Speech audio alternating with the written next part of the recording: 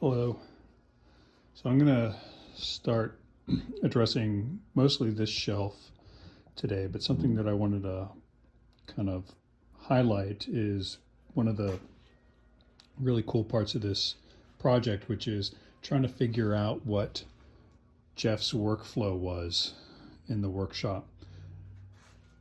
So what I noticed when I was standing over here, well, first is that so I'm a little bit taller than Jeff. But you can see here on this shelf, this is where a lot of his decorating tools and supplies are, and we really haven't touched much of anything except for like his stamp here, which I thought was really cool. I don't know if that'll focus in or not. Guess not. But that's his Kleckner stamp. But you can see that everything here is just pretty orderly. But then when we move down, it's just kind of sparse, and it doesn't have the feel like this is where he used a lot of things. We've got some other random buckets down below. But then it's when we get above that shelf that things start getting a little more haphazard.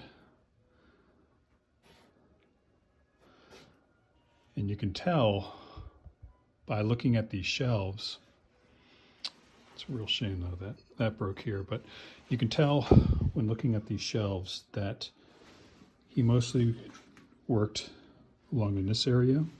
But these are his, as I said, decorating tools and supplies. And then if I do a 180, you can see on this table,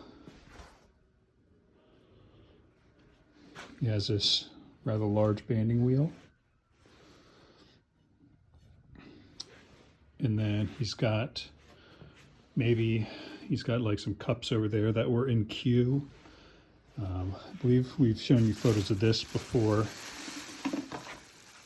This is a pot that he had drying. We just try to keep everything as it was, but I don't know. Put this back on there.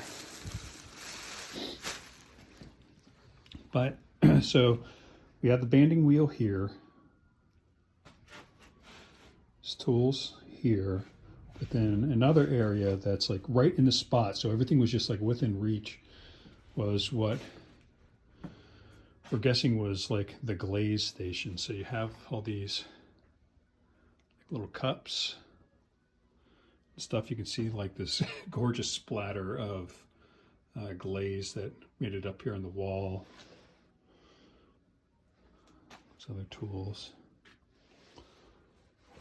This is a cup that was in process here. Those beautiful lines, and then some glaze on the inside. But anyway, so again, I don't know if, please pardon that light, I actually just put that there. It used to be up top, but I had to restation it somewhere else to get some light, and then now it's just a pain in the butt to get on there. But anyway, so where I'm standing here, there's all these supplies.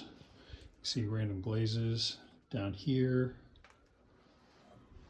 And then if I do a 180, I'm back at that banding wheel.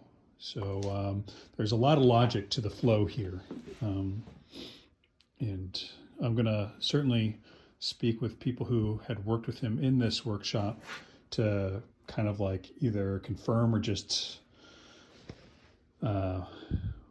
add some more information to some of these observations.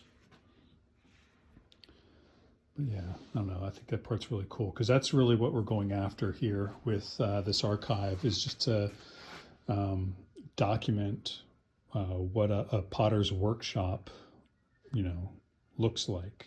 Granted, we know that this isn't a workshop that how all potters would have it set up, but this was Jeff's setup, and we are going to try to make sense of it and move on from there.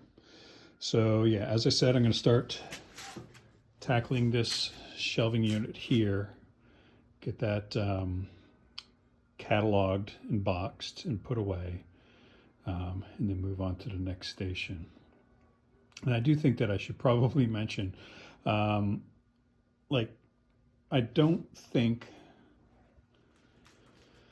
this is weird to say, so like I don't think that this is how Jeff wanted his space. We've seen photos of this downstairs from when he first started working down here, and it seemed much more orderly. So it feels kind of weird. Like I don't know, like if he would feel comfortable seeing people or knowing that people are seeing his workshop in this state. And we really do got to be aware of that as we document these things.